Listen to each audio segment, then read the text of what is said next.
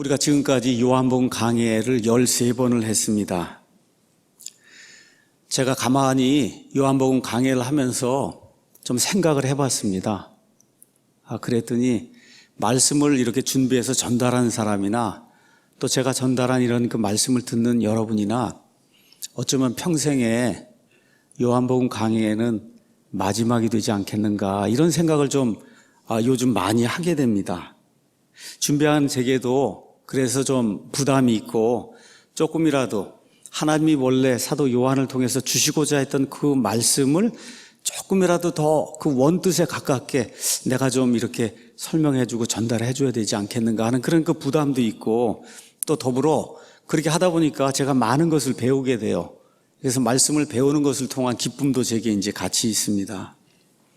우리가 이 삶을 살다 보면 책을 읽습니다. 성경책뿐만 아니라 여러 책을 읽어요. 그 책을 읽는 데는 목적이 있어요.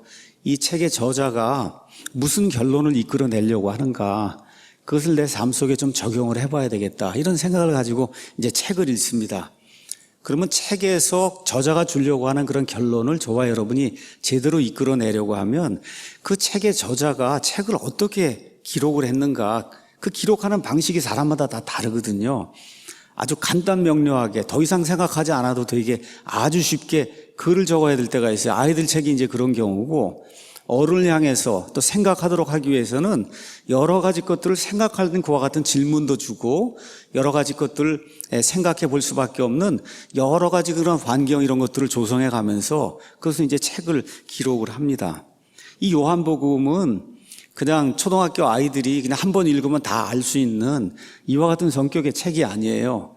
이 안에 정말 여러 가지 신비한 그런 그 말씀들이 들어있고 우리가 깊이 생각을 해야만 이것을 이런 뜻으로 하나님이 말씀하셨구나 하는 것을 여러 번 생각해야만 알 수 있는 그와 같은 구절들이 많이 있습니다. 지금까지 우리가 13번 강해를 하면서 예수님과 그 다음에 사람들이 대화하는 것을 좀 살펴봤어요. 그런데 똑같은 주제를 이야기하는데 예수님의 사이클하고 사람들이 그걸 받아들이면서 얘기하는 그 사이클이 서로가 틀립니다. 우리가 한번 먼저 살펴보도록 하겠습니다. 요한복음 2장에 가서 보시면은 예수님 뭐라고 말씀하시냐, 19절에 예수님께서 그들에게 대답하여 이르시되 이 성전을 헐라 사흘 안에 내가 그것을 일으켜 세우겠다 이렇게 이야기하는 거예요.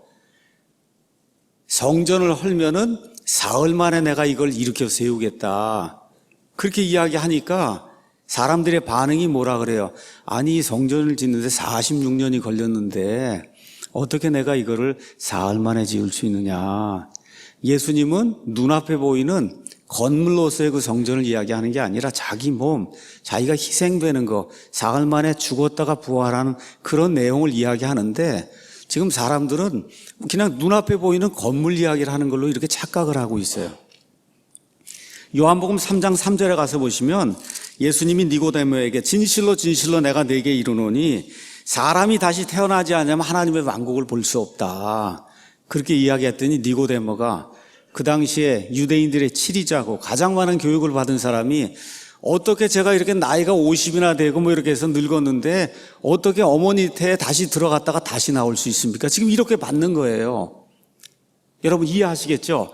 예수님은 지금 다시 태어나는 거, 영적으로 다시 태어나는 거, 하늘에서 다시 태어나는 거 이걸 지금 이야기하는데 니고데모는 어머니 뱃속에 다시 들어갔다 어떻게 내가 지금 나올 수가 있느냐. 지금 이렇게 이제 받고 있는 겁니다. 요한복음 4장 우리가 지난주에 살펴본 그 수가성 여인의 기사를 가서 보면 4장 10절에 예수님이 뭐라고 말씀하시느냐. 내가 만일 하나님의 선물을 알고 또 내게 마실 물을 내게 달라 하는 이가 누구인 줄 알았더라면, 하나님의 선물을 알고 지금 마실 물을 내게 달라고 말한 그 사람이 누구인 줄 알았더라면 그에게 구하였을 것이요 그가 내게 생수, 살아있는 living water를 줄 것이다. 지금 예수님은 영적인 이야기를 하고 있는 거잖아요. 근데 그 여자는 뭐라고 얘기하냐. 선생님은 두레박도 없는데 어떻게 가서 물을 길어서 나에게 주려고 하십니까? 지금 이런 이야기를 하는 거예요. 여러분 이해하시겠죠? 그러니까 주제가 비슷한 것 같은데 예수님이 이야기하는 그 사이클하고 지금 대화하는 그 상대가 받는 사이클이 지금 다른 겁니다. 오늘 우리가 요한복음 4장 31절부터 이제 말씀을 읽었어요. 31절에도 그런 말씀이 나오는 거예요. 자, 제자들이 이제 예수님께 왔습니다. 음식을 사러 가서 음식을 사가지고 예수님께 온 거예요. 선생님, 음식을 사갖고 왔으니까 드십시오. 지금 그렇게 이야기하는 거예요. 그랬더니 예수님 뭐라고 얘기하냐? 내게는 너희가 알지 못하는 먹을 양식이 있다. 먹을 게 따로 있다는 거예요. 그랬더니 제자들이 뭐라고 그래요? 그동안에 누가 와서 예수님 잡수시도록 무언가를 드렸는가? 이렇게 지금 나오는 거예요. 여러분 이해하시겠죠? 그러니까 지금 요한복음을 그냥 단순하게 이렇게 읽으면 안 되고 예수님이 이야기하시는 사이클이 있는데 예수님하고 지금 대화를 나누는 사람들은 그 사이클하고 전혀 다른 사이클에서 가서 지금 놀고 있는 거예요. 여러분 라디오를 옛날에 이렇게 주파수를 이렇게 맞춰야만 91.3MHz 뭐를 해야만 KBS FM 뭐가 이게 나오는데 이게 안 맞으면 치익 소리가 나잖아요. 맞습니까? 지금 그런 상태인 거예요.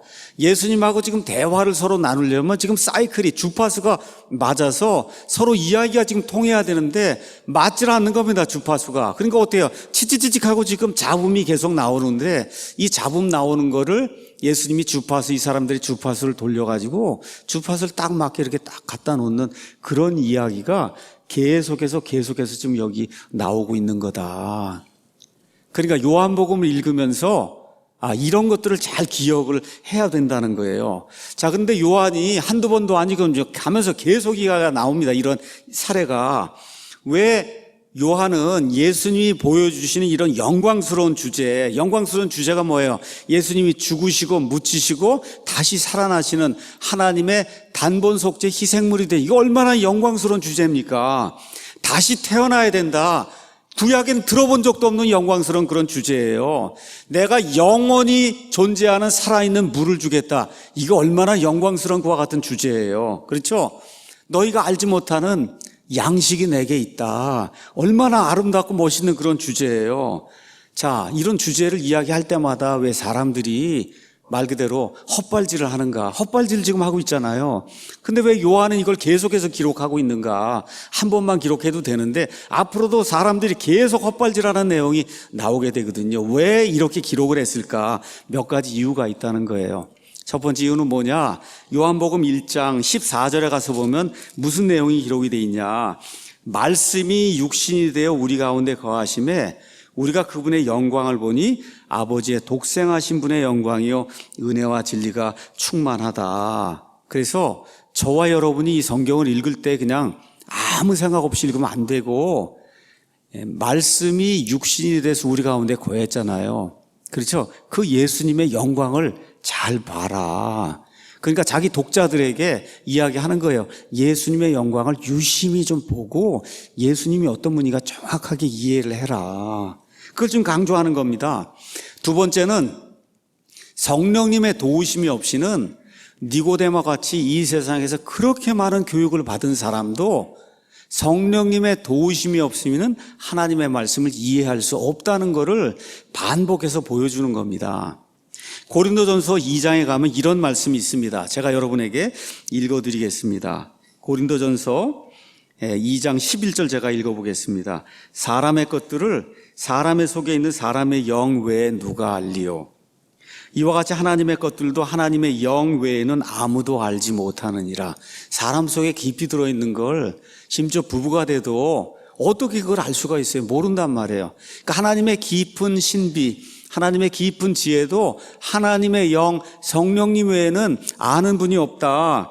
이제 우리가 세상의 영을 받지 아니하고 하나님으로부터는 영을 받았으니 이것은 우리가 하나님께서 우리에게 값없이 주신 것을 알게 하려 합니다. 그러니까 저와 여러분이 구원 받았다고 하면 하나님의 진리의 영이 들어오신단 말이에요. 그 진리의 영이 들어오시면은 하나님의 영만이 우리에게 알려주실 수 있는 그런 진리를 우리가 깨달아 알 수 있다는 겁니다. 또한 우리가 그것들을 말하는데 사람의 지혜가 가르치는 말로 하지 아니하고 성령님께서 가르치시는 말로 하나니 곧 영적인 것들은 영적인 것으로 비교하느니라. 지금 주파수가 다르단 말이에요. 사람의 것하고 하나님의 것하고는 주파수가 달라요. 근데 성령님이 오시면 이 주파수가 하나가 딱 돼서 맑은 그런 음성으로 이 FM이 나오는 것처럼 하나님의 말씀을 이해할 수 있도록 그렇게 만들어 준다는 거예요. 그래서 영적인 것들은 영적인 것으로 비교하는 그와 같은 성도가 될 수 있다.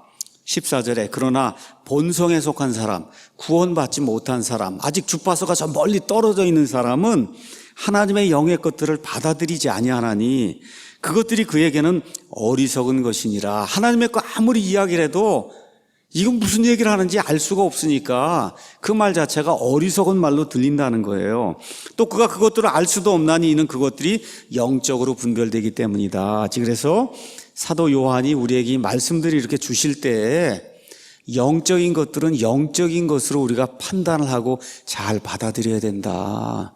이 말씀을 주시기 위해서 계속해서 사람들이 헛발질하는 그런 내용을 계속해서 반복해서 지금 기록을 하고 있는 겁니다. 그러니까 저와 여러분이 지금 4번을 제가 여러분에게 말씀드렸잖아요. 앞으로도 계속 나올 거예요.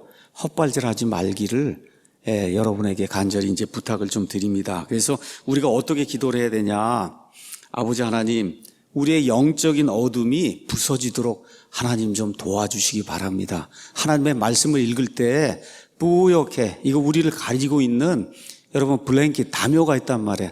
이 영적인 어둠이 있어요. 이게 부서져 나가도록 하나님께서 도와주시길 원합니다. 우리의 영의 눈을 열어주셔서 예수 그리스도의 영광을 좀 바라볼 수 있도록 특별히 요한복음 강해를 하는 동안에 목사가 이렇게 준비해서 말씀을 이렇게 전파하는 그런 가운데 우리의 영의 눈을 열어주셔서 예수 그리스도의 존귀와 영광을 볼 수 있도록 성령 하나님께서 우리를 인도해 주시기 바랍니다 하고 간절히 기도하는 그런 심정으로 이 말씀을 저와 여러분이 대하면 좋을 것 같습니다. 우리가 지난 시간에 수가성 여인에 대한 그런 그 말씀을 살펴봤습니다. 요한복음 4장은 거의 전체가 다 예수님께서 사마리아 지방에 살던 그 수가성의 그 여인과 이야기하며 그 여인을 구원하시고 그 다음에 여인뿐만 아니라 그 수가라고 하는 그 도시에 살고 있던 많은 사마리아 사람들을 구원하시는 그런 내용이 요한복음 4장 전체에 이제 기록이 되어 있습니다. 1절부터 30절은 여러분이 가서 보시면 예수님하고 그 여인하고 개인적으로 대화를 나누는 그런 내용이 그 안에 기록이 되어 있고 그 다음에 31절에서 38절은 중간에 이렇게 괄호가 들어있는 거예요. 괄호 부분이 이렇게 들어가 있고 그 다음에 39절에서 42절에는 이 여인의 말을 통해서 사마리아 사람들이 예수님을 영접하며 구원받는 그런 내용이 그 안에 기록이 되어 있어요. 제가 말씀드린 것처럼 가운데 괄호가 들어있습니다. 괄호가 31절부터 38절이에요. 여기에는 아주 묘하게도 사마리아 여인하고 이야기하다가 나중에 사마리아 사람들하고 이야기하는데 요 사이에 한 7절, 8절에 이게 괄호가 이렇게 싹 들어있는데 아주 묘한 부분이 이 안에 들어있습니다. 오늘은 특별히 34절 말씀에 주목을 하려고 그래요. 내 양식은, 내 음식은 나를 보내신 분의 뜻을 행하고 그분의 일을 끝마치는 거다. 오늘은 여기에 초점을 두고 여러분에게 말씀을 좀 드리려고 합니다. 그래서 오늘 제목은 하나님의 뜻과 하나님의 일에 대한 우리의 자세, 이렇게 잡았습니다. 이게 내용이 아주 굉장히 심오한 거기 때문에 제가 좀 말씀을 준비하면서 좀 흥분이 됐습니다. 너무 말씀이 너무 좋아갖고. 근데 어쨌든 이거 하기 전에 나머지 부분을 먼저 수가성 그 모든 걸 정리를 하고 그 다음에 요 가운데 들어있는 묘한 부분으로 우리가 옮겨가도록 그렇게 하겠습니다. 자, 한번 보도록 하겠습니다. 자, 27절부터 30절에 가서 보면 예수님이 그 수가성 여인하고 이렇게 이야기하는 동안에 제자들이 먹을 걸 사러 그 성 안으로 들어가서 아마 먹을 걸 다 사온 것 같아요.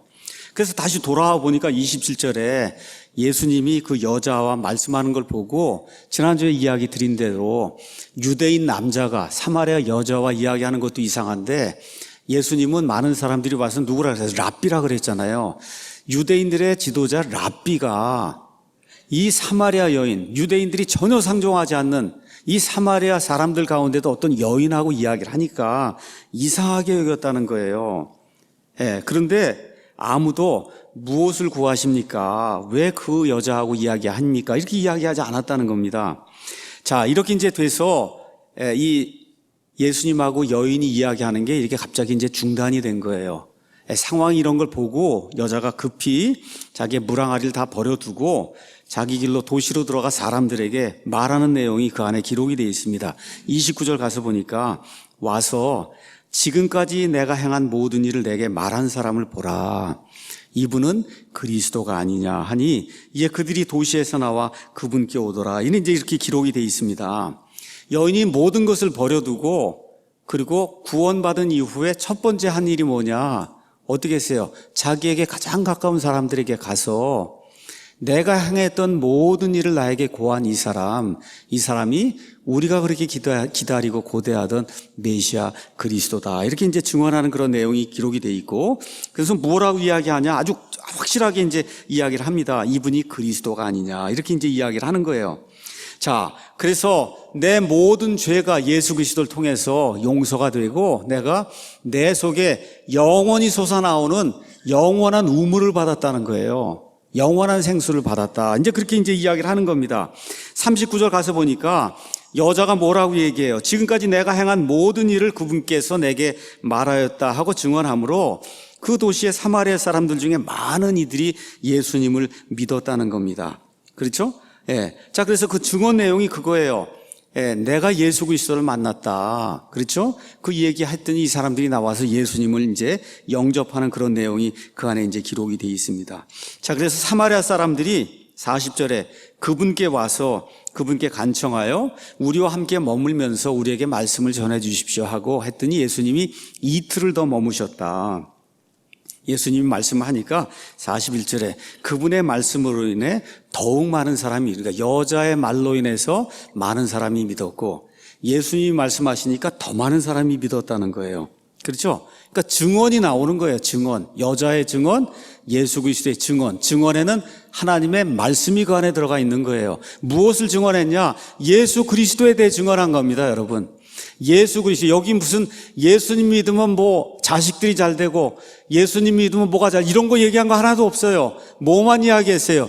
예수님이 세상의 구원자로 오신 메시아 그리스도라고 하는 이런 사실을 여인이 증언했고 예수님이 직접 이틀 동안 머물면서 성경 말씀을 펴서, 그렇죠, 모세 오경을 가지고 사마리아 사람들이 가지고 있던 유일한 그 성경을 가지고 내가 모세가 신명기에서 기록했던 바로 그 대언자라고 하는 그런 사실을 증언을 하게 될 때 더 많은 사람들이 믿는 그와 같은 일이 생겼다고 성경이 우리에게 이야기해 주고 있습니다. 그래서 42절에 이 여자에게 사마리아 사람들이 뭐라고 얘기하느냐, 이렇게 이야기하는 거예요. 우리가 이제 믿게 된 것은 내 말 때문이 아니니 이는 우리가 직접 그분의 말을 들었고 그 결과 참으로 그분이 세상의 구원자 그리스도라고 한 사실을 이제 우리가 직접 믿게 되었다. 지금 그렇게 증언을 하고 있는 겁니다. 자, 저와 여러분이 이 말씀을 보면서 이런 종합 정리를 한번 좀 해봐야 될 것 같아요. 그래서 뭐냐 하면 증언을 해야 돼요. 예수님에 대해 증언을 해야 돼요. 이 당시에는 성경이 없었습니다. 그러니까 자기가 들은 걸 가지고 증언을 한 거예요. 지금 이 시대에는 하나님께서 AD 90년경에 요한복음, 요한계시록까지 다 완성을 해주셔서 하나님의 뜻을 완전히 담은 계시가 우리에게 주어졌어요. 더 이상의 다른 계시가 없습니다. 그러니까 저와 여러분이 무엇을 증언해야 되냐? 이 안에 기록된 예수님을 증언해야 되는 거예요. 이거 안에 기록된 예수님, 그렇죠? 이 안에 기록된 그 예수님을 증언해서 기록된 성경 말씀으로 예수님에 대해 증언을 해야 된다. 자, 사마리아 여행 이제 하면서 몇 가지 교훈을 여러분에게 정리를 해서 말씀드리겠습니다. 지난주에도 말씀드린 것처럼 유대인들이 여기 유대 지방에서 저 갈릴리까지 가는 데는 세 가지 방법이 있었다 그랬어요. 왼쪽에 지중해 방향으로 뭐 배를 타고 가든지 해안을 타고 가든지 아니면 요르단강 너머로 가서 아예 사마리아 사람 만나지 않고 저쪽 이방인들의 땅을 해서 올라가든지 아니면 가운데를 직접 관통을 해서 올라가든지. 근데 유대인들이 하지 않는 게 뭐라 그랬어요? 가운데 관통을 해서 여기 유대로부터 갈릴리까지 가는 일은 하지 않았다 그랬어요. 사마리아 사람들 개나 돼지처럼 생각을 했고 사마리아 사람하고 상종하는 걸 하지 않았기 때문에 안 했다 그랬어요. 근데 지금 예수님은 지금 어떻게 하시려고 그래요? 사마리아 사람들까지도 구원하려고 오셨기 때문에 하나님의 그 시간표에 맞추어서 지금 하나님의 뜻에 따라서 이 사마리아를 관통하는 그런 길을 통해서 사람들이 불가능하게 생각하던 그런 일들을 하는 내용이 그 안에 기록이 돼 있어요. 저 사람이 어떻게 구원받을 수 있을까? 여러분, 그 사람이 누구냐? 바로 여기 사마리아 수가성에 사는 여인이에요. 남편이 5이 있고 지금 있는 사람도 남편이 아니라고 얘기할 정도로 말 그대로 일생을 간음 가운데 사는 그런 사람, 어느 누가 봐도 구원받을 수 없다고 생각하는 그 사람에게 구원을 주시는 거예요, 우리 하나님께서. 맞습니까, 여러분? 그리고는 그 여인뿐만 아니라 유대인들이 개나 돼지처럼 취급하던 그 사마리아 사람들, 많은 사람들을 구원하는 그 내용이 그 안에 이제 기록이 돼 있어요. 그래서 구원은 핏줄과 상관이 없다 한 걸 지금 예수님이 알려주시는 거예요. 인종과 상관이 없다, 타고난 혈통과 상관이 없다는 거예요. 구원으로 이끄는 방법이 사람마다 다르구나 하는 걸 또 예수님이 보여주시는 거예요.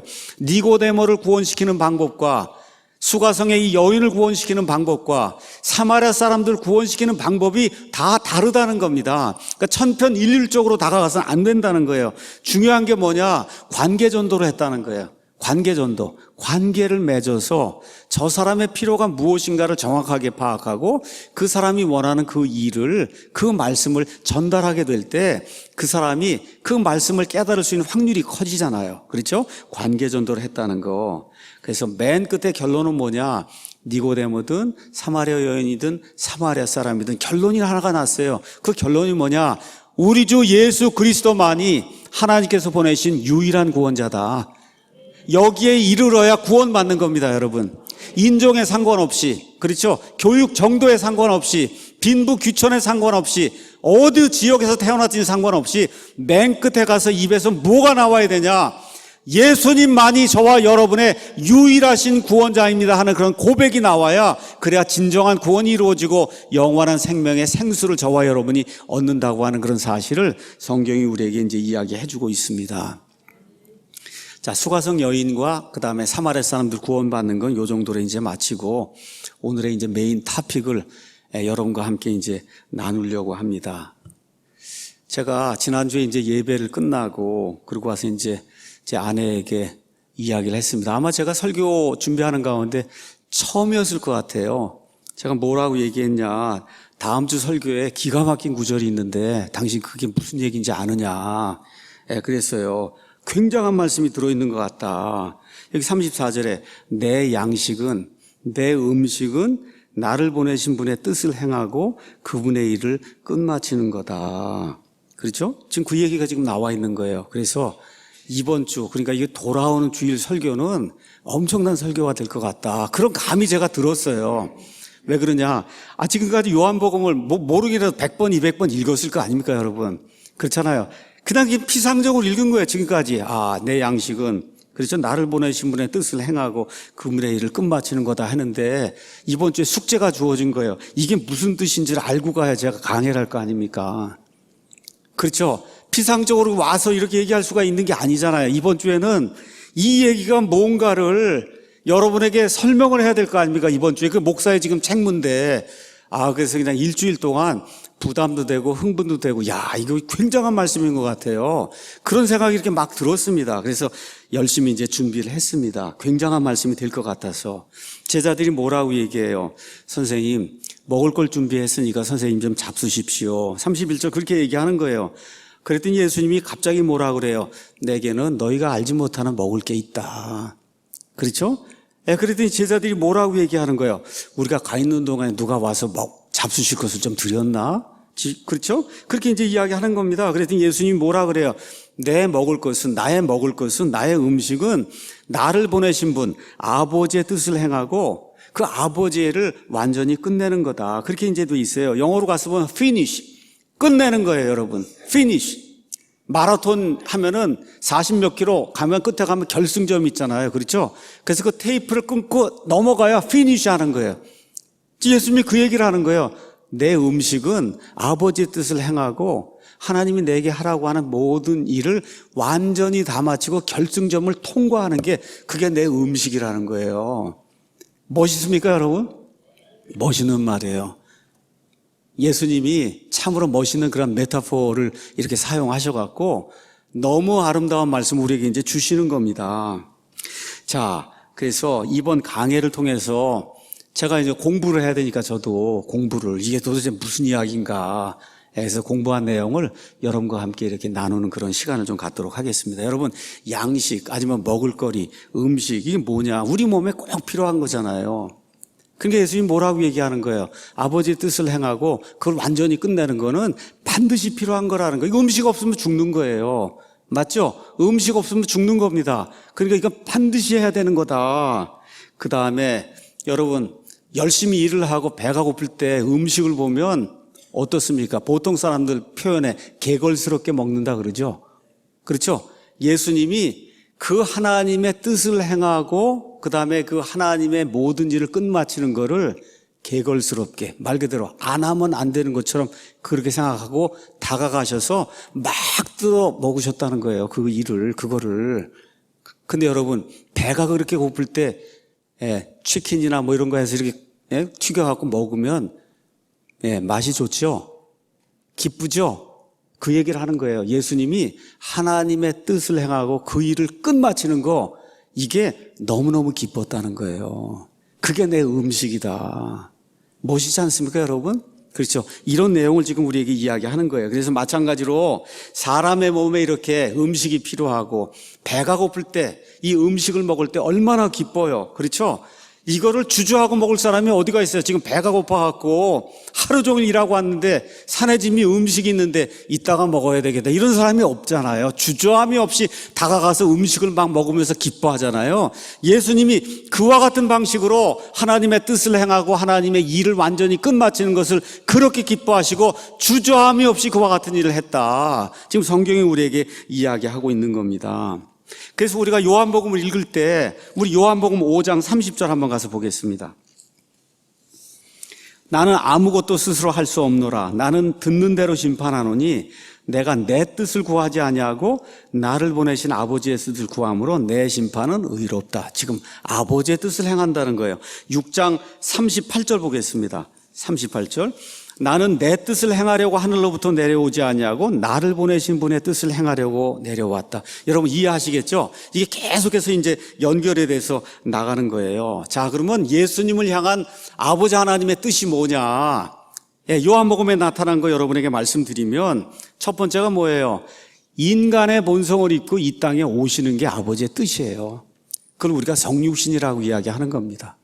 보통 이제 많은 사람들이 12월 25일 날 예수님이 태어났다 이제 그렇게 이야기하는데, 그건 로마 카톨릭 교회의 전통이고 우리 성경대로 믿는 사람들은 10월 중순경에 우리 예수님이 이 땅에 태어났다 이제 그렇게 이제 믿습니다. 장막절 기간에. 자, 그런데 하나님이 사람의 본성을 입고 나타나셨잖아요. 그렇죠? 그게 아버지 하나님이 아들 하나님을 향해서 가지고 계신 뜻이에요. 맞습니까? 그 뜻이에요. 그 뜻을 이루기를 예수님이 기뻐하시고 주저하지 않으시고 뜻을 이루시면서 기뻐하셨다는 거예요, 여러분. 음식을 먹듯이 예수님이 그와 같은 방식으로 이 땅에 오셨다는 거예요. 자, 예수님이 이 땅에 오셔서 마태복음 5장 17절에 내가 율법을 폐하러 온 게 아니라 율법을 성취하고 완수하러 왔다 그랬어요. 사람이 이룰 수가 없어요, 율법의 의를. 그걸 이루어 놓으시고 무슨 일을 하셨어요? 구약을 철폐하시고 신약 시대를 열러 오신 것이 예수님의 뜻입니다. 아버지 하나님의 뜻이에요. 그래서 예수님 십자가 이후에 신약 시대가 열리게 된 겁니다. 그 일을 우리 예수님이 주저함이 없이 기쁨으로 성취하려고 이 땅에서 모든 일을 감당하셨다. 지금 그렇게 이야기하고 있는 거예요. 세 번째, 우리 예수님을 향한 아버지 하나님의 뜻이 뭐냐? 예수님이 완전한 희생 예물이 되셔서 더 이상 죄들로 인한 그와 같은 희생 예물을 드릴 필요가 없도록 예수님이 단번 속죄 희생물이 되시는 거, 저와 여러분 세상의 모든 죄를 제거하기 위해서 십자가에서 죽으시고 피를 흘리시고 묻히시고 사흘 만에 부활하시는 것이 아버지 하나님의 뜻입니다, 여러분. 맞습니까? 그 일을 우리 예수님이 주저하지 아니하시고 기쁨으로 완성하셨다는 거예요. 그게 내 음식이다. 예수님이 그렇게 이야기하고 있는 겁니다. 우리 사람의 입장에서 보면 이해할 수가 없잖아요. 어떻게 온 세상 우주보다 더 크신 분이 그 우주 공간에 조그만 사람이 되시 땅에 들어오시냔 말이에요. 이거 이해할 수가 없잖아요. 그렇죠? 그렇죠. 이 예수님 하나님이 우리를 대신해서 죄가 되셔서 아버지 하나님이 우리의 모든 죄를 그분의 어깨 위에 올려놓으셔서 그분이 죄가 되심으로 우리가 하나님의 의가 된다고 하는 거 사람이 이해할 수 없는 거잖아요. 그게 아버지 하나님의 뜻인 것을 이해하시고 그 뜻을 이루시기 위해서 전혀 주저함이 없이 3년 반 동안의 공생이라는 동안에 저 앞에 결승점을 바라보고 그걸 이루기 위해서 냅다 달려나가는 그와 같은 일을 하셨다는 거예요. 어떻게? 기쁨으로 음식을 먹듯이 지금 예수님이 그와 같은 일을 하셨다는 겁니다. 자, 그 다음에 하나님의 일을 끝마치는 게 그게 내 음식이라 그랬어요. 자, 그러면 아버지가 아들에게 주신 그 일이 뭐냐? 첫 번째, 하나님의 왕국 통치, 회개하라 하늘의 왕국이 가까이 왔느니라. 하나님의 왕국의 통치를 온 세상에 선포하는 것. 그렇죠? 그래서 첫사람 아담을 만드셨어요. 마귀가 와서 그를 유혹을 해서 죄 가운데 빠뜨렸지만 아버지 하나님께서 여전히 온 세상을 통치하시며 그래서 메시아 그리스도를 통해서 하나님의 왕국을 이루신다고 하는 하나님의 왕국, 하늘의 왕국의 복음을 선포하는 것, 이거를 완전히 끝내는 것이 바로 예수 그리스도께서 이 땅에서 행하셔야 될 그런 일이다. 두 번째가 뭐예요? 그 결과 아담의 타락으로 말미암아 사람이 태어나면 반드시 죽을 수밖에 없는 죄인으로 태어나는데 이 죄인들을 구원해서 영원한 생명으로 이끄는 것, 그렇죠. 그래서 끝까지 그 꼴대 안으로 들어가도록 만드는 것, 이것이 예수님이 이 땅에서 완전히 이루시고자 했던 그런 하나님의 일이라는 겁니다. 요한복음 12장 잠깐 가서 보겠습니다. 요한복음 12장 49절 가서 보면 나는 스스로 말하지 아니하였고 나를 보내신 아버지께서 내가 이를 것과 말할 것을 친히 내게 명령으로 주셨다. 그러니까 예수님이 하신 모든 말씀이 다 아버지가 원하는 말씀만 하셨다는 거예요. 근데 그거를 명령으로 줬기 때문에 여러분 명령을 받으면 어떻게 해요? 그대로 해야 된다는 거예요. 나는 그분의 명령이 영존하는 생명인 줄 안다. 그래서 이 땅에 오셔서 사람들에게 무엇을 선포했냐? 영존하는 생명이 있다는 거, 나를 통해 그 영존하는 생명을 얻을 수 있다는 거, 그거를 끝까지 결승점을 통과하기까지 최선을 다해서 아버지의 뜻을 이루는, 일을 이루는 그와 같은 일을 예수님이 하셨다는 거예요. 자, 그래서 예수님은 아버지께서 원하신 그 일, 그거를 완전하게 기쁨을 가지고 전혀 주저함 없이 다 이루셨다. 예수님이 뭐라고 해요? 그게 내 음식이다. 그게 내 음식이라고 얘기하는 거예요. 자, 그러니까 여러분에게 목표를 설정하는 겁니다. 목표. 하나님이 주신 목표가 있잖아요. 열심히 최선을 다해서 주저함이 없이 그 최종 목적까지 달려 들어갔다는 거예요. 그게 내가 3년 반 동안 공생회 하는 동안에 내 음식이었다. 음식이 없으면 죽잖아요. 필수품이잖아요. 그렇죠? 배가 고플 때 어떻게 해야 돼요? 주저함이 없이 달려가서 기쁨으로 먹어야 되는 거잖아요. 그 일을 내가 했다고 지금 예수님이 이야기하신 겁니다. 요한복음 17장 4절 가서 잠깐 보겠습니다. 정말 예수님이 그렇게 하셨나? 17장 4절 가서 보니까 내가 아버지를 땅에서 영화롭게 하였사오니 곧 내가 아버지께서 내게 하라고 주신 일을 어떻게 했어요? 끝마쳤습니다. 예수님 지금 십자가에 돌아가시기 바로 전에 하시는 거잖아요. 아버지께서 내게 하라고 하신 일을 내가 다 끝마쳤습니다. 어떻게 해요? 음식처럼 알고, 그렇죠? 음식처럼 알고 하루에 3끼 먹듯이 먹어야 되잖아요. 그렇죠? 아버지의 일을 3년 반 동안 하루도 쉬지 않고 1초도 쉬지 않고 그 일을 진행을 해서 십자가에 달려 죽기 바로 전에 내가 아버지께서 주신 모든 일을 끝마쳤습니다. 멋있잖아요. 그렇죠? 그리고는 19장 30절 가서 한번 보겠습니다. 드디어 이제 19장 30절에 십자가에 다 달려서 예수님이 마지막으로 입에서 나온 말이 뭡니까? 19장 30절에 예수님께서 식초를 받으시는데 이르시되 다 이루었다. 우리말로 다 이루었다고 되어 있는데 영어로 가서 보면 It is finished 그렇게 되어 있어요. 피니시 하신 거예요, 여러분. 그게 무슨 얘기입니까? 결승점을 통과했단 말이에요. 우리 예수님이 결승점을 통과했단 말입니다. 아버지께서 주신 일 가운데 하나도 이루지 못한 일이 없고 100% 완전히 그 일을 다 이루고 피니시 라인에 들어가셨다는 거예요. 그러니까 그 공생의 그 3년 반 동안에 1분 1초도 쉬지 않고 아버지께서 주신 그 일을 완수하기 위해서 달리셨다는 거예요. 이게 내 음식이었다. 얼마나 멋있어요, 여러분. 멋있지 않습니까? 그렇죠. 자, 그래서 다시 한번 제가 말씀드리겠어요. 아주 심히 중대한 메시지가 여기 31절, 38절의 괄호 안에 이제 기록이 되어 있습니다. 한마디로 1분 1초도 쉬지 않고 헛되이 쓰지 않고 지금 이 시간에는 지금 사마리아 여인하고 이야기하다가 잠깐 쉴 수도 있잖아요. 잡수실 것도 잡수시고. 그런데 그 1분 1초도 쉬지 않고 제자들에게 또 뭘 가르치는 거예요? 진리를 가르치는 거예요. 이거 하는 게 내 일이고 이거를 끝 맞춰야, 그렇죠? 그래야 내가 피니시 라인을 통과할 수 있기 때문에 예수님이 내 음식은 바로 아버지의 뜻을 행하고 아버지께서 하라고 한 모든 일을 완전히 끝내는 거다 하고 제자들에게 지금 하나하나 끝내는 걸 지금 가르치고 있는 거예요. 자, 누가복음 19장 10절 가서 보니까 사람의 아들은 잃어버린 것을 찾아 구원하려고 이 땅에 왔다. 그게 예수님이 하나님에게서 받은 일이에요.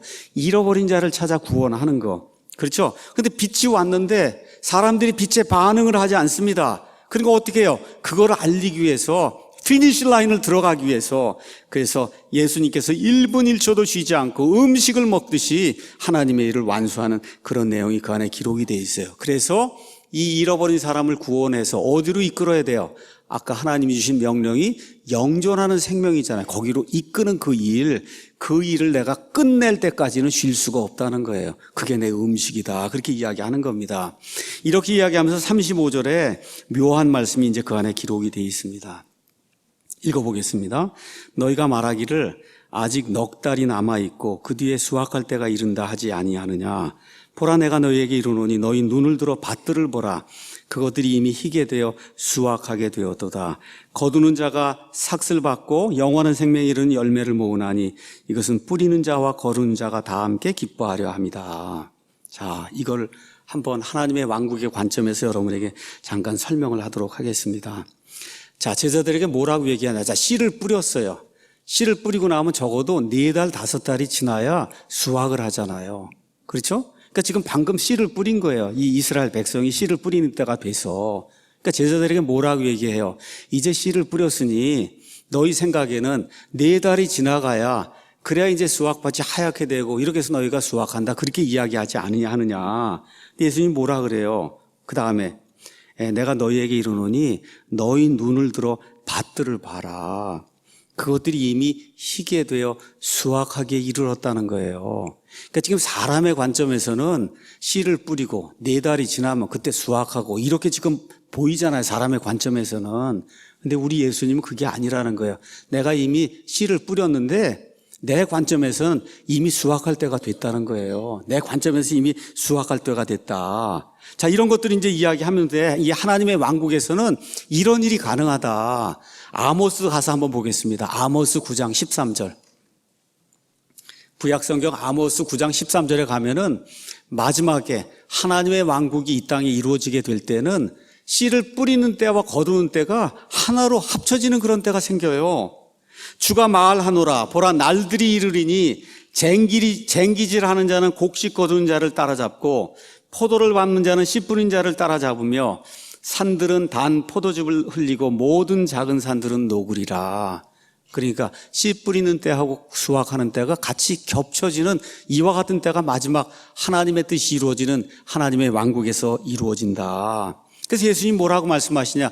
너희 생각에는 이제 씨를 뿌렸으니까 앞으로 얼마 지나야 그 다음에 수확할 때가 오지 않겠느냐. 여러분 그렇게 생각하지만 예수님 뭐라고 얘기해요? 내게는 씨 뿌린 때하고 수확하는 때가 동일하다. 그러니까 이미 씨를 뿌렸으니까 내게는 영원한 생명에 이르도록 거두어야 될 그와 같은 수확물이 엄청나게 하얗게 되는 생들이 지금 많이 있다는 이야기예요.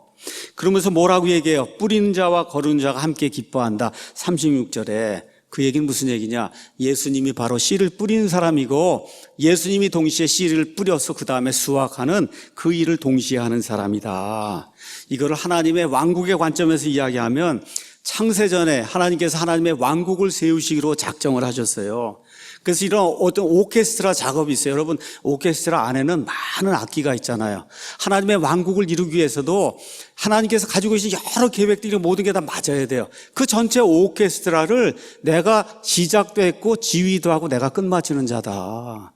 씨를 뿌리기도 하고, 그렇죠? 씨에게 물을 주기도 하고, 그 다음에 수확하기도 하고 이런 모든 일을 내가 다 전체 일을 주관한 그와 같은 사람으로 내가 이 땅에 왔다. 지금 그렇게 이야기하면서 37절 38절에는 제자들에게 뭐라고 얘기하냐, 내가 뿌려놓은 그런 씨, 그 씨를 수확하는 일에 너희도 동참을 해야 된다. 그렇게 이야기하는 거예요. 이 점에서 한 사람이 심고 다른 사람이 거둔다 하는 그 말이 참되도다. 내가 너희를 보내어 너희가 수고하지 않은 것을 거두게 하였나니 다른 사람들은 수고하였고 너희는 그들의 수고에 참여하였다. 다른 사람들이 이미 씨를 뿌렸어요. 이미 심었어요. 어떤 사람이 뿌렸어요? 예수님이 먼저 했습니다. 구약시대의 대언자들이 그 일을 했어요. 신약시대의 12 제자들이 그 일을 했어요. 침례자 요한이 그 일을 했어요. 그렇죠? 그 다음에 사도 바울이 그와 같은 일을 했어요. 여기 같은 경우에는 사마리아 여인이 이미 씨를 뿌렸단 말이에요.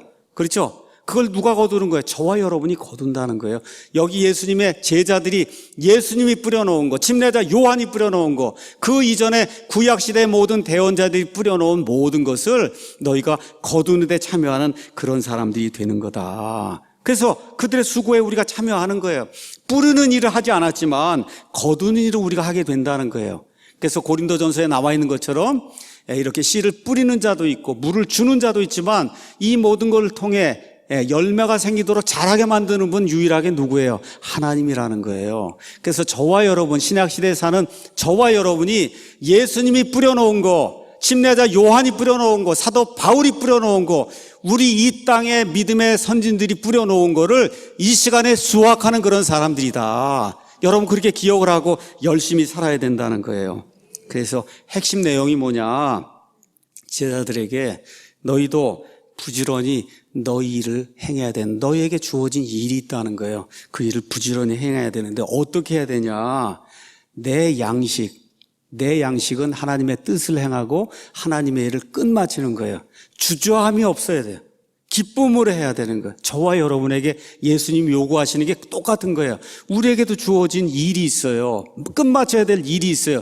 그 일을 주저함이 없이 기쁨으로 끝마치는 게 우리의 음식이 돼야 된다는 겁니다, 여러분. 우리의 음식이 돼야 된다. 자, 그래서 마지막으로 우리 그리스도인은 어떤 사람이 되어야 되는가 좀 말씀을 드리고 끝을 맺도록 하겠습니다. 이 땅에 수많은 사람들이 태어납니다. 제가 이렇게 아파서 병원에 가보니까 참 이거 병을 하나 고치기 위해서, 저도 이제 아파서 간 거예요. 병원에 가고 그러면 이걸 하나 고치기 위해서 가서 뭐 이야기를 듣고 그러면 참 뭐 별가, 이 세상 인터넷에 얼마나 많아요. 뭘 이렇게 하면 고쳐진다, 이거 고쳐진다 해서 그걸 다 시도하고 있는데 한 10년, 20년 지나면 다 죽는 자예요. 죽어요. 그렇죠. 죽는 거에 대해서는 대비를 전혀 안 하는 거예요. 무릎에 무슨 인대가 좀 아프다 뭐 한 거에 대해서는 일주일 연구하고 열흘 연구하고 1년을 연구하고 약을 먹고 지금 그러는데 10년, 20년 지나면 완전히 죽어서 지옥 불속을 할 수밖에 없잖아요, 여러분. 그거에 대해서 생각하는 사람이 많지 않은 거예요. 거의 없어요. 저와 여러분이 오늘 아침에 이 시간에 와서 하나님의 구원에 대해서 이야기 듣는 것 자체가 기적입니다, 여러분. 기적이에요, 기적. 이 세상에 그렇게 사람들이 많은데 그 사람들 가운데 그래도 여기 이 자리에 와서 하나님이 보내신 자 예수 그리스도가 누구인지에 대해서 목사가 이렇게 설교하는 그 내용을 들을 수 있다는 것 자체가 기적이다. 이 기적에서 조금 더 나아가서 예수님만이 나의 유일한 구원자라는 사실을 믿고 예수님을 내 구원자로 영접하는 구원이 우리 가운데 있어야 돼요. 이게 있어야, 그래야 교회 나오는 목적이 달성이 되는 겁니다. 일주일에 한 번 시간이 되니까 와서 11시에 예배드리고 내 모든 거 다 했다, 헌금 냈고 11조 냈고, 그렇죠, 주일 성수 했으니까 일주일 동안 마음대로 살다가 또 오고 이런 식으로 돌아가면 아무 의미가 없어요. 그리스도인 어떤 사람이냐? 내가 죄인이라고 하는 사실, 이대로 죽으면 지옥 불 속에 들어갈 수밖에 없다는 그런 사실을 철저히 인식을 하고, 그리고 어떻게 해야 돼요? 나를 만드신 분이 있다. 나를 만드신 분, 그분을 내 주인으로 섬기고 만드신 분의 목적에 따라 그분이 기뻐하신 그런 삶을 내가 살아야 되겠다. 근데 그거를 자꾸 일을 하려고 하지 마시고 어떻게 해요? 그분을 믿으시는 거예요, 여러분. 그분을 믿어주는 거예요. 부모가 가장 좋아하는 게 뭐냐? 돈 많이 가져다 주는 게 아니라 부모를 신뢰하는 그 아이들을 제일 좋아하는 거예요. 우리 부모는 일을 할 수 있어 하고 부모를 신뢰하는 그 아이를 부모가 좋아하는 것처럼 아버지 하나님이 무슨 돈이 없습니까? 금이 없습니까? 이 모든 게 다 아버지 하나님 건데, 그러니까 그걸 자꾸 가져다 드리려고 하지 말고 하나님만을 내가 신뢰합니다. 나를 만드신 분을 내가 구원자로 믿습니다. 그렇죠? 이렇게 하는 거 하나님이 제일 기뻐하는 거예요. 이렇게 해서 그리스도인이 돼야 되는 겁니다. 그러면 어떤 일이 생겨요? 진리의 성령님이 우리 안에 들어오신단 말이에요. 진리의 성령님이 우리 안에 이제 들어오세요. 이 진리의 성령님이 들어오시면 반드시 변화가 생깁니다, 여러분. 변화가 생겨요. 세상을 바라보는 눈이 달라지게 돼 있어요. 역사를 바라보는 눈이 달라지게 돼 있어요. 영혼을 바라보는 눈이 달라지게 돼 있습니다, 여러분. 예수님이 들어오시고 성령님 들어오시는데 어떻게 변화가 안 생겨요? 이렇게 되다 보면 이 세상 사람들이 보기에 나타나는 현상이 하나가 있어요. 예수님이 하나님이 주신 그 일을 끝마치려고 주저함이 없이 열심을 다해서 부지런히 3년 반 동안 이 공생애를 마친 것처럼 열심히 살고 부지런히 일하는 사람이 되는 겁니다, 여러분. 예수님을 믿는 사람의 특징인 거예요. 특징이 나타나는 겁니다. 부지런히 살고 열심히 살고 성실하게 살고 거짓말하지 않고 살고 내 인생은 내가 책임지고 살아야 되겠다는 그와 같은 생각이 우리 가운데 들어오게 돼 있는 겁니다, 여러분. 예수님을 믿으면 반드시 그런 변화가 생기는 거예요. 그래서 어떤 일이 생겨요? 목표가 생기는 거예요. 목표. 우리 예수님이 3년 반 동안의 목표를 가지고 저 피니시 라인을 끝내야 되겠다고 하고 십자가에서 it is finished하고 이야기했던 것처럼 저와 여러분이 예수님을 믿게 되면 인생의 목표가 생기는 거예요. 목표, 아버지 하나님이 주신 일을 이루어야 되겠다. 사람마다 다 다릅니다, 그것은. 아버지 하나님이 주신 일이 무언가는 사람마다 다 달라요. 그래서 그 목표가 생기는 거예요. 그 목표를 주저함이 없이 성실하게 신실하게 끝까지 부지런하게 달려가는 그런 사람이 되는 겁니다. 예수님을 믿는 사람은. 맞습니까, 여러분? 그래서 우리 교회에 오면 어영부영 살면 안 되는 거예요. 어영부영 알죠? 어영부영 살면은 안 되는 거예요. 목사가 싫어합니다. 아주 간단해요. 목사는 그런 사람을 아주 싫어해요, 저는. 어영부영, 대충대충, 이거는 그리스도인으로서는 해서는 안 될 일이 어영부영, 대충대충이다. 아시겠습니까, 여러분? 목표가 생겼는데 어떻게 어영부영 살아요? 예수님이 1분 1초도 쉬지 않고 지금 자기 제자들에게 지금 시간을 다 들여갖고 진리를 가르치고 있잖아요.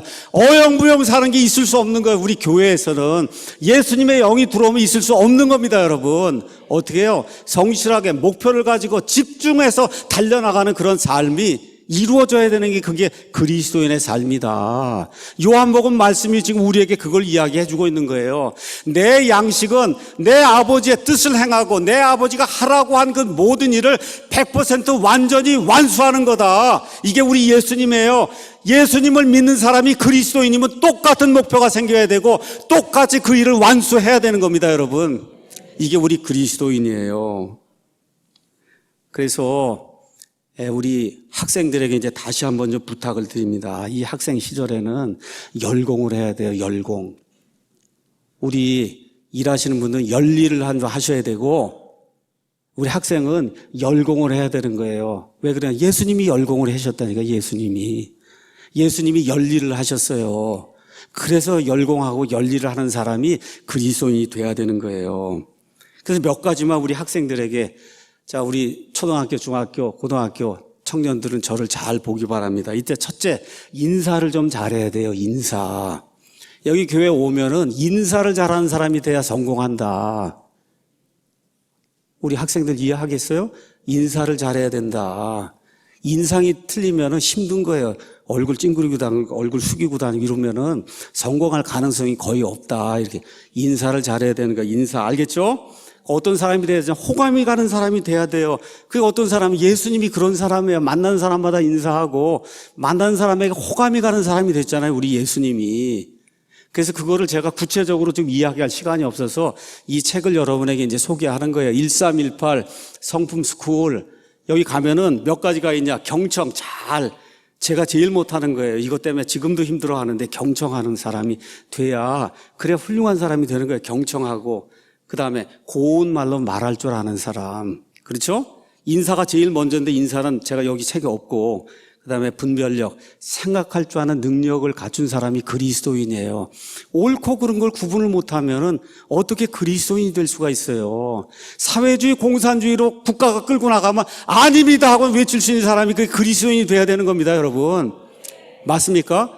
예. 이거 똑바로 투표할 줄 아는 그런 사람이 돼야 이 세상의 빛과 소금의 역할을 할 수 있는 거예요. 그 일을 하려면 분별력이 있어야 되는데 성령님이 진리의 영이기 때문에 성령님이 들어오면 똑바로 투표할 수 있는 사람이 되는 거면 자동으로 되는 겁니다, 이게. 근데 그게 잘 안 된다 그러면 구원받았는지 확인을 좀 해봐야 되는 거예요. 구원받았는지 확인을 해봐야 된다. 여러분 이해하시겠어요? 구원받고도 동성애 지지하는 사람 가서 투표하고 이러면 이거 구원받았나 한번 확인해 봐야 되는 거예요. 사회주의 공산주의자 투표를 하면 구원받았나 확인을 해 봐야 되는 겁니다, 여러분. 분별력이 생기는 거예요, 구원받으면. 세 번째, 선하게 사는 삶, 남에게 해코지해야 하는 그런 삶을 살지 않는다. 그 다음에 사랑할 줄 아는 사람, 남을 이해해 줄 줄 아는 그런 사람이 되는 거다. 그 다음에 뭐가 있어야 돼요? 절제하는 사람이 되는 거예요. 지금 세상이 너무 풍요로워졌어요. 그럼에도 불구하고 단순하게 사는 사람이 돼야 되는 거예요. 단순하게. 이해하시겠죠, 여러분? 단순하게 사는 그런 사람이 돼야 된다. 온유하게. 그렇죠? 온유하게. 예수님처럼 화를 내야 될 때는 화를 내지만, 그렇죠? 은혜를 베풀고 긍휼을 베풀 자에게 은혜와 긍휼을 베푸는 그런 사람이 돼야 되고, 그 일을 하기 위해서 필요한 게 뭐야? 배려하는 거. 그렇죠? 배려. 제가 참 미국 가서 저도 이제 배려 이런 걸 잘 모르는 사람인데 가서 보니까 항상 어떻게 문을 열면은 뒤에 오는 사람이 있나 없나 보고 문을 꼭 잡고 있다가 그러고서 문을 닫잖아요. 여기 와서 보면 아파트도 가서 보면 분명히 뒤에 사람이 따라오는데도 문 열고 확 하고 그냥 그러고 지나가고 그러잖아요. 이건 교양인이 아니에요. 이게 그리스도인이 그렇게 되면 안 되는 거예요. 문도 좀 이렇게 열고 뒤에 사람이 있나 없나 뭐 없으면 탁 놓고 있으면 잡아주고 지나간 다음에 이렇게 해야 그리스도인이 아닙니까, 여러분? 맞습니까, 여러분? 예.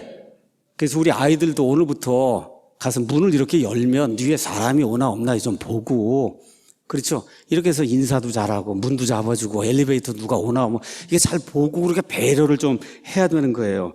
칭찬, 다른 사람에 대해서 좋은 이야기하고, 시간 약속 잘 지키고, 이런 내용이 안에 들어있는데, 이게 예수님이 좋은 사람이 되기 위해서 필수적으로 우리에게 가르쳐 주는 거예요. 이런 일을 잘 해야 되는 거다. 제가 옛날에 좋아하는 그런 책이 있었습니다. 책의 이름이 뭐냐? 내가 정말 알아야 할 모든 것은 유치원에서 배웠다. 풀검이라고 한 사람이 쓴 그런 책이에요. 그래서 거기에 몇 가지만 여러분에게, 우리 아이들에게 좀 알려드릴게요. 경이로움을 느끼고 살아야 된다. 나이가 점점 들면은 경이로움이 사라져요. 그렇죠? 여기 플라스틱 컵 속에 여기 씨 하나 집어넣으면 그게 조금 지나면 이게 싹이 나잖아요. 야, 진짜 원더풀. 원더풀한 거를 느끼고 살아야 그게 인간이고 그리스도인이다. 그렇죠? 예, 그분이 이제 그렇게 얘기를 했어요. 그 다음에 마지막으로 이분이 또 뭘 얘기했냐. 금붕어를 보고, 햄스터를 보고, 흰 쥐를 보고, 플라스틱 컵 속에 그 씨, 그 잠겨있는 그 씨를 이제 보고, 느껴야 되는 게 있다는 거예요. 그게 뭐냐. 모두가 죽는구나. 이거를 느낄 줄 알아야 그래야 그리스도인인 겁니다. 모두가 죽어요. 그러니까 어떻게 죽는 거를 대비하는 그런 삶을 살아야 지혜로운 사람이 된다는 거예요. 그래서 이런 모든 것들을 머릿속에 두고, 그리고 어떻게 해요?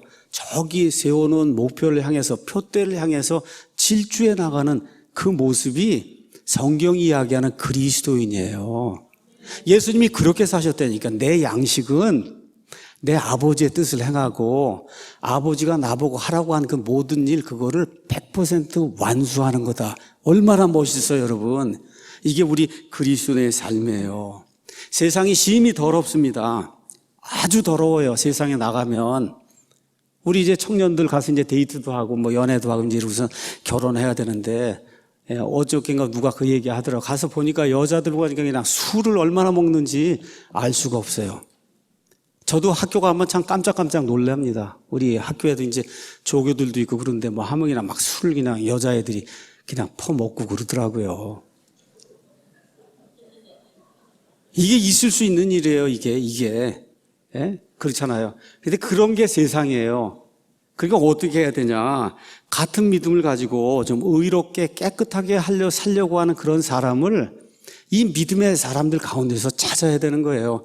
이렇게 해서 경건한 씨를, 하나님을 추구하는 그런 씨를 이 땅에 많이 남기고 가는 게 그게 하나님의 뜻이에요. 그걸 완수하고 가는 게 그게 우리의 음식이 돼야 되는 겁니다, 여러분. 그게 이 땅에서 우리가 살아야 될 목표가 되는 거예요. 이게 그리스도인이다. 이제 2019년이 다 지났습니다. 어떤 분이 이야기한 것처럼 올해 초가 됐을 때 나는 대한민국이 사라질 줄 알았다. 그런데도 불구하고 하나님이 지켜주시고 이제 악한 자들이 제거될 때가 얼마 안 남은 이런 시점으로 이제 가고 있어서 얼마나 감사한지 알 수가 없습니다. 그래서 하나님께 간절히 기도하고 아버지 하나님의 목표를 달성하고 가는 그 일이 내 음식이 될 수 있도록 하나님께서 도와주시기 바랍니다. 우리 평생에 우리가 주님의 뜻을 행하고 사람마다 다 달라요. 하나님이 주신 뜻이. 우리가 주님의 뜻을 행하고 주님이 하라고 하신 일 10가지면 10가지를 다 완수하고 가는 거, 이것이 나의 가장 큰 기쁨이고 저는 주저함이 없이 그 일을 하다가 끝마치고 하나님께 가겠습니다. 이게 멋있는 성도예요. 이런 멋있는 성도가 저와 여러분을 포함해서 하나님의 말씀을 사랑하는 모든 성도들이 그런 사람들이 되기를 우리 주 예수님의 이름으로 축원합니다. 기도하겠습니다.